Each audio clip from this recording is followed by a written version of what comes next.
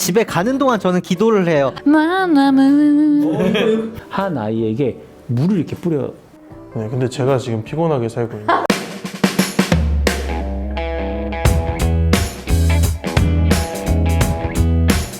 안녕하세요. 어수다. 자, 3월 첫째 주가 밝았습니다. 이제 신학기, 새학기가 시작되어지는데. 개학이어서 좋기도 하지만 또 슬픈, 또 마음이 무거운 분들도 계실 테고, 그쵸? 자, 개학을 맞이하는 이들에게 한마디씩. 화이팅 하십시오. 전 군대 가니까요. 네, 그렇습니다. 네, 몇 월에 가세요? 저 6월달 갑니다. 정확히 결정됐어요? 빠밤. 5사단 열세 부대로 갔습니다. 연천. 오. 자, 3월 첫 주에는 새학기와 더불어서 늘 우리 신앙인들에게는 아주 의미 있는 한 분이 계시죠. 그분이 누구시죠? 예. 수.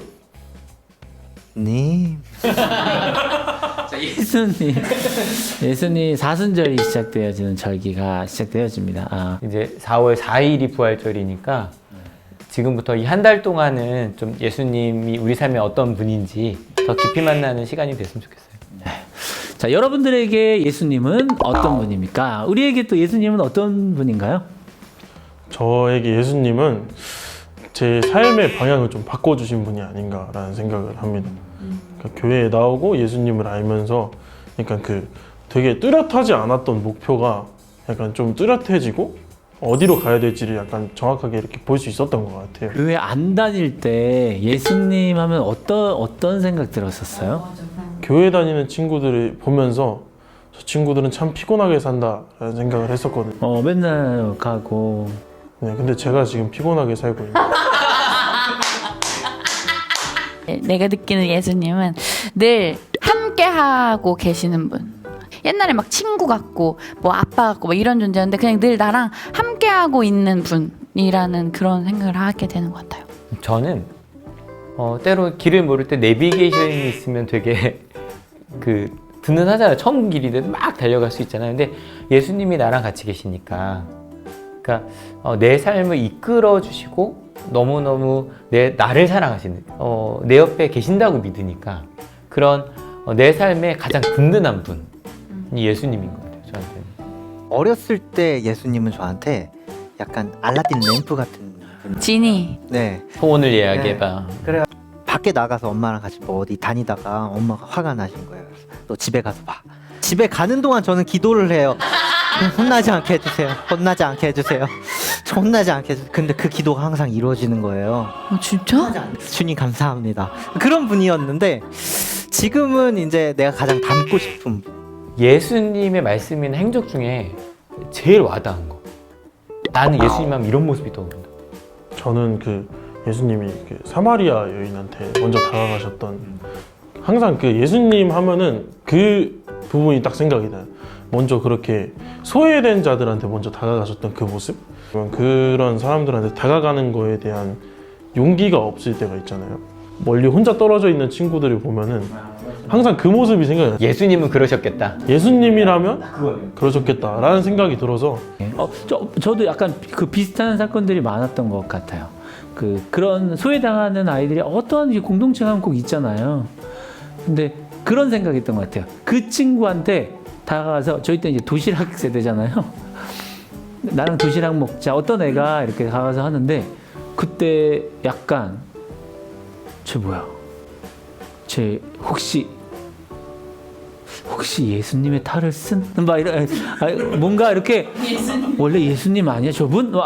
저는 예수님이 십자가에서 이 죄를 저들에게 돌리지 말라고 했잖아요. 나 그 얘기하려고 그랬는데.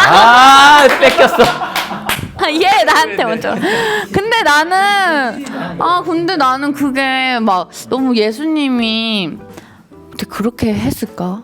나도 그 장면인데 저는 어떤 느낌이냐면 가끔 그런 거 있잖아요. 그러니까 학교에서도 그렇고 교회에서 그렇고 아픈 아이들이 소리 지를 때가 있거든요.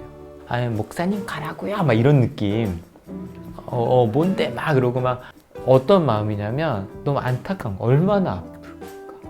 그러니까 예수님이 그 위해서 본인도 너무 아프실 텐데 내가 사랑하는 저 대제사장들이 내가 사랑하는 유대인들이 하나님의 뜻을 모르고 그렇게 그걸 이해하지 못하는 것들이 너무 마음이 아프셔서 내 사랑하는 사람이 아픕니다, 하나님.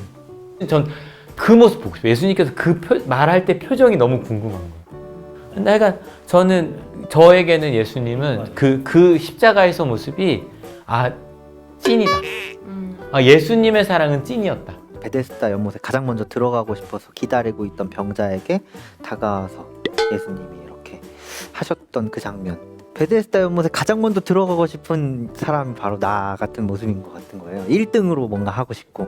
그런데 그 길이 아니야. 나를 따라와 라고 예수님께서 말씀하시는 게 저는 그 장면이 가장. 예전에 그런 이야기를 책에서 본 적이 있는데 어떤 선생님이 이제 저학년 아이들 이렇게 가르치다가 안 되겠다 그러면서 가더니 그 드럼통을 가지고 가셔서 물을 받아서 한 아이에게 물을 이렇게 뿌린 사건이 있었어요.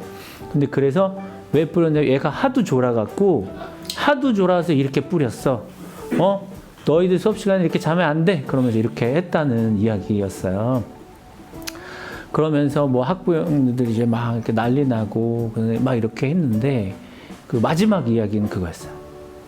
그 아이가 오줌을 쌌는데 그것을 가려주기 위해서 근데 끝까지 그 이야기를 하지 않았다라는 그러니까 진짜 진정한 예수님이라면 이렇게 하셨겠다. 사순절에 그러니까 그런 예수님의 모습 또 말씀들 사건들이 있는 것 같아요. 그래서 성도님들한테 예수님은 어떤 모습이 가장 기억에 남는지 그거 한번 여쭙고 싶네요. 그죠?